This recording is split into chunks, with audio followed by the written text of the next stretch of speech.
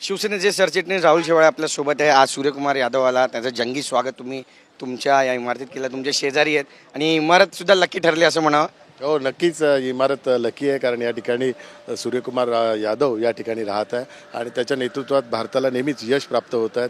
गेल्यावेळी पण आपल्याला यश प्राप्त झालेलं आहे. एशिया कपच्या याच्यात आपल्याला विजेता झालेलं होतं आणि आत्ता T20 वर्ल्ड T20 कप सूर्यकुमारच्या नेतृत्वाखाली मिळाला आहे. हा एक अभिमानाची गोष्ट आहे आणि दिवसेंदिवस सूर्यकुमार यादवचा जो परफॉर्मन्स आहे तो अत्यंत चांगला आणि त्याच्या पूर्वीच्या परफॉर्मन्सपेक्षा पण चांगला होत चाललेला आहे आणि एक आम्हाला अभिमान आहे. एक चेंबूरचा आमचा सुपुत्र आहे, तो संपूर्ण देशाचं नेतृत्व करत आहेत आणि त्याच्या नेतृत्वात हे जे यश प्राप्त होत आहे त्याबद्दल आम्हाला सर्वांना गर्व आणि अभिमान आहे. सूर्यकुमार जसा आला त्याने पहिली झप्पी तुम्हाला मारली, मिठी मारली, कसं वाटलं तुम्हाला? नाही, आनंद वाटला, कारण देशाचा कप्तान शेवटी त्याचा आज एक वेगळं महत्त्व आणि नेतृत्व आहे आणि त्याने आपल्याला एक चांगला प्रतिसाद दिला, त्याबद्दल निश्चित आनंदच वाटला.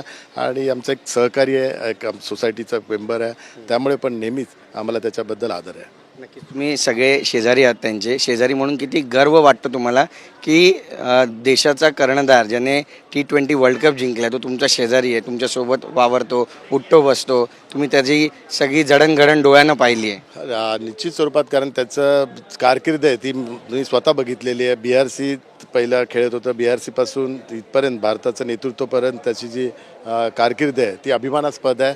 एक वेगळ्या परिस्थितीतून आणि कठीण परिस्थितीतून त्याने स्वतःला घडवलेलं आहे. त्याचे गुरु पण असतील, पण इथली जी परिस्थिती आपण पाहाल अणुशक्तीनगर आणि या ठिकाणी त्याचं लहानपण गेलेलं आहे आणि त्या ठिकाणी त्याचं क्रिकेटची संपूर्ण सुरुवात झालेली आहे. तर एवढं चांगलं इन्फ्रास्ट्रक्चर नसतानासुद्धा त्याने स्वतःला घडवलेलं आहे, त्या अभिमानास्पद आहे. एका कठीण परिस्थितीतून निर्माण झालेला एक महान क्रिकेटपटू आहे, त्याच्याबद्दल अभिमान आहे. सूर्यकुमार यादवकडून कोणती अशी गोष्ट आहे जी सर्व युवा खेळाडूंनी शिकली पाहिजे किंवा बोध घेतला पाहिजे आणि पुढे जायला पाहिजे? त्याच्याकडून हेच शिकायला पाहिजे की तो नेहमीच सगळ्यांचा आदर करतो. त्यांची आपण जर इंटरव्ह्यू बघाल तर त्याने कॅप्टन म्हणून आपल्या सहकारी खेळाडूंना कुठेच भास त्यांना निर्माण करून दिला नाही आणि कॅप्टनगिरी केली नाही. त्यांनी सिनियर आहे ते पण असं सिनियर पद पण त्यांनी दाखवलं नाही. त्याने त्यांना त्यांच्यासोबतचाच एक सहकारी खेळाडू आहे असं त्यांना वागवलं आणि त्यांना फ्री खेळायला त्यांनी सूचना दिलेल्या. त्याने कुठेच त्यांना इन्स्ट्रक्शन पण दिलं नव्हतं. त्यांचा जो नॅचरल गेम आहे तो नॅचरल गेम त्यांना खेळायला सांगितला होता. याच्यातूनच त्याचं मोठं पण कळून येतं की त्याने स्वतःला मोठं कधीच म्हटलं नाही आहे आणि स्वतः कॅप्टन आहे हे कोणालाच भासून दिलं नाही. सगळ्यांना तो आपला एक सहकारी आणि आम्हाला सोसायटीचा पण एक आपला मेंबर, हा जसं तो कॅप्टन टीमच्या मेंबर्सबरोबर वागतो तसाच या ठिकाणी सोसायटीच्या मेंबर्सबरोबर पण तसाच वागतो.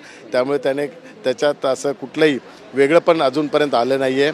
तो अजूनपर्यंत जमिनीवर आहे आणि तो जमिनीवर खेळणारा खेळाडू आहे आणि नेहमीच त्याचं नातं जमिनीशी अतूट राहील. शेवटचा प्रश्न आहे, भारतीय म्हणून आणि शेजारी म्हणून किती गर्वाचा क्षण? भारतीय म्हणून खूप गर्वाचा क्षण आहे, कारण भारताचा विजय आहे. त्यामुळे त्याने पण सांगितलेलं आहे मी चेंबूरवाला असला तरी मी पहिला भारतीय आहे आणि भारतीय म्हणून गर्व आहे आणि त्याच्याबद्दल पण आम्हाला गर्व आहे. नक्की. धन्यवाद आमची बातचीत केल्याबद्दल. कॅमेरा पर्सन रोशन गायकवाडसह गिरीश गायकवाड, TV9 मराठी, मुंबई.